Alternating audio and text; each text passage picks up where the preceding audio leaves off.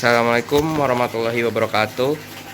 Nama saya Muhammad Adiat Moko dari kelas 10 IPA 3. Ingin mewawancarai anggota keluarga saya, yaitu bapak saya. Bapak, ada waktunya sebentar ya? Iya, bisa Adi, silahkan.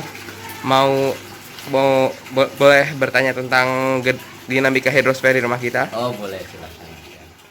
Pastikan di setiap rumah, pasti semua rumah itu memiliki yang namanya saluran air. Bapak bisa jelaskan tidak dengan singkat tentang saluran air di rumah kita? Oh, boleh. Kebetulan di hari mulai hujan ya. Jadi ini kebetulan kita berada di halaman belakang. Halaman belakang ini kebetulan kan di paving semua, di semen. Jadi akan tergenang airnya. Otomatis kita butuh pembuangan air agar semua air yang tergenang bisa mengalir keluar. Kebetulan kita kasih lubang di sini. Ada lubang-lubang kecil ini.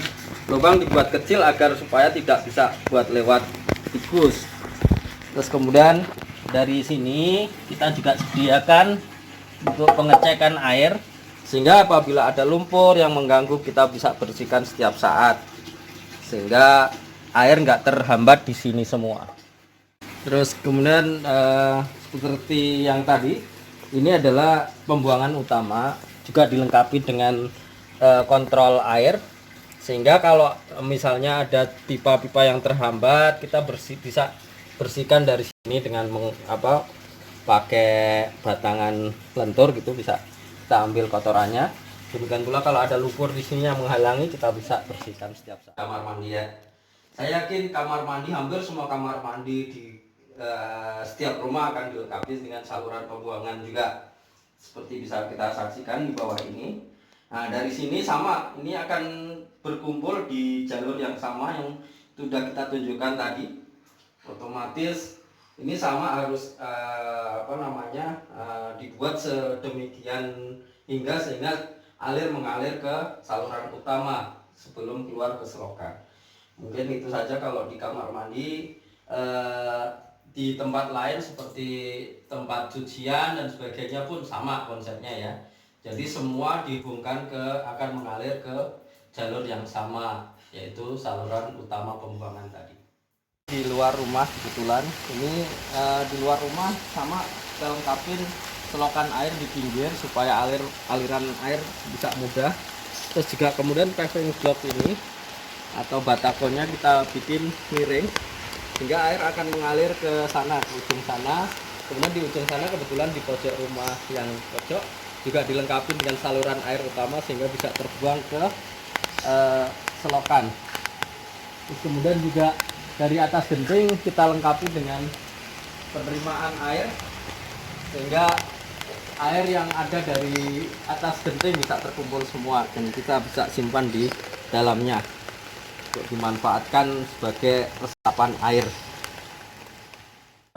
Jadi setelah kemarin kita melihat saluran air di rumah kita, saya ada pertanyaan tambahan nih Pak, boleh ya? Boleh, silahkan. Nah, jadi bagaimana kondisi menurut Bapak, menurut pandangan Bapak, kondisi saluran air di rumah kita itu seperti mana? Dari kebersihannya, keindahannya, kondisi aliran, kondisi di kanan atau di kiri saluran air tersebut.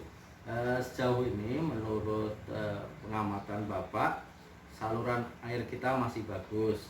Terbukti apa? Kalau pas hujan tidak pernah sampai meluap ke dalam rumah. Terus kemudian juga kondisinya tidak pernah keruh. Dalam artian kalau keruh berarti banyak kotoran di dalamnya, sehingga bisa dikatakan sejauh ini masih baik-baik saja. Oke. Menurut Anda bagaimana baik atau tidaknya saluran air publik yang biasa di depan rumah atau bisa kita sebut selokan yang baik menurut Anda? Selokan atau saluran air yang baik itu apabila di sana tidak ada air yang tergenang. Otomatis kalau ada air yang tergenang, itu akan jadi biang penyakit, entah itu jentik-jentik nyamuk atau tempat bakteri berkembang biak dan sebagainya. Aliran air yang bagus adalah selokan yang bagus adalah selokan yang senantiasa mengalir, jadi tidak memungkinkan dia untuk tergenang. Tahukah Anda bahwa saluran air itu punya banyak manfaat? menurut Bapak apakah ada banyak manfaat tersebut? Oh jelas, saluran air atau selokan ini adalah jalur pembuangan katakanlah limbah air dari setiap rumah. Jadi kalau saluran air ini terganggu, dalam artian saluran air ini nggak bagus, ini kalau berlanjut ke katakanlah menuju sungai akan mencemari sungai. Jadi memang bagusnya saluran air yang baik adalah yang sangat sedikit limbahnya.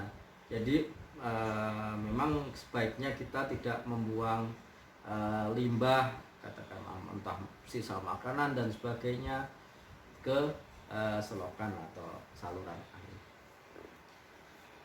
Manfaat apa yang bisa didapat dari orang-orang yang menjaga saluran air tersebut? Oh tentu, apabila saluran air terjaga, kita akan dapat banyak manfaat. Katakanlah apabila selokan atau saluran air itu tidak terhambat atau buntu karena sampah, karena macam-macam ya, bungkus-bungkus plastik dan sebagainya, itu akan suatu saat kalau hujan deras terus-menerus akan mengakibatkan banjir karena dia tidak bisa mengalir ke tempat yang semestinya. Apabila banjir, otomatis yang rugi adalah kita-kita juga, semua penduduk di sekitar saluran air tersebut. Bagaimana sih Pak cara menjaga kelestarian saluran air biar gak ada dampak negatif sebagaimana tadi contohnya, biar seperti yang Bapak harapkan? Ya, sudah tentu saluran air yang bagus apabila terjaga alirannya, kebersihannya dan sebagainya. Otomatis gimana cara menjaganya adalah kita sering-sering periksa saluran air kita atau selokan air kita. Kalau misalnya ada sampah yang menghambat, kita ambil.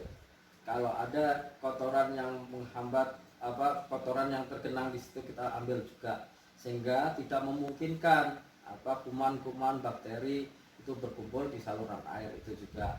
Kemudian jika kita perhatikan tadi supaya nggak tergenang ya, semua yang hambatannya, katakanlah ada batu ataupun apa juga kita ambil. Makanya salah satu kegiatan di rukun tetangga kita, RT kita, itu ada kerja bakti tiap bulan. Itu juga salah satu sarana untuk menjaga kelestarian saluran air atau selokan tersebut. Kita sering tiap bulannya mengadakan kerja bakti rame-rame, di samping membersihkan pekarangan dan sebagainya, kita juga bersihkan saluran air. Saran Bapak buat masyarakat biar menjaga kelestarian saluran air itu gimana? Otomatis karena saluran air ini atau selokan ini adalah penting untuk kebaikan kita bersama, supaya tidak menimbulkan penyakit, tidak menimbulkan banjir. Otomatis Bapak menghimbau agar semua orang ini menjaga kebersihannya pada saluran air tersebut. Misalnya sering-sering dicek saluran air tersebut. Apabila ada sampah, diambil sampahnya. Apabila ada kotoran, diambil kotorannya. Juga jangan kebiasaan membuang sampah sembarangan, karena pada akhirnya kalau kita membuang sampah sembarangan akan mengalir ke selokan, dan selokan itu akan akhirnya buntu, sehingga pada akhirnya merugikan kita karena kita akan jadi kebanjiran. Mungkin itu saran dari Bapak. Jadi seperti yang dikatakan Bapak tadi, banyak manfaat dan kita juga harus ada cara melestarikannya.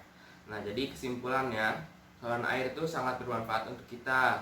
Nah, biar saluran air itu bagus, juga ada cara merawatnya dan menjaganya. Demikian dari saya dan Bapak saya. Assalamualaikum warahmatullahi wabarakatuh.